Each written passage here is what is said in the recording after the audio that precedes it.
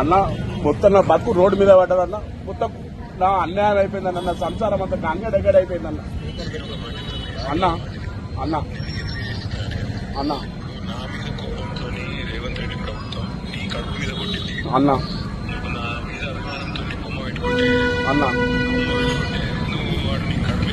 అన్న అన్న 5 లక్షలైనా 10 లక్షలైనా నీకు ఒక బ్రహ్మాండమైన దుకాణం వెళ్ళి నీకు ప్రాపర్ గా మున్సిపల్ పర్మిషన్ ఉన్న దుకాణం నేను పెట్టిస్తాను అన్న. నుంచి నేనే వచ్చి ప్రారంభోత్సవం చేస్తాను. థ్యాంక్స్ అన్న. ఇక ధర్నా గిర్నాలు పని చేయ వాళ్ళు మళ్ళీ చూసుకుందాం. వాళ్ళు అట్లా కాదు గింత సార్ సార్ వాళ్ళు పక్కడగాళ్ళు దుకాణం పెట్టించే బాధ్యత నాది. సరే సార్. అన్న ఫోన్ మాట్లాడారు. మీరు బాధపడదు, మీకు మేము ఉన్నాం. ఈ ఓటర్ మళ్ళీ ఎప్పలేక చాలు చేపిస్తా. ఈ కలెక్టర్ తోటి మున్సిపల్ తోటి నీకు ఏ సంబంధం లేదు. 5 లక్షలు కానీ 10 లక్షలు కానీ నేనే భరించుకుంటా.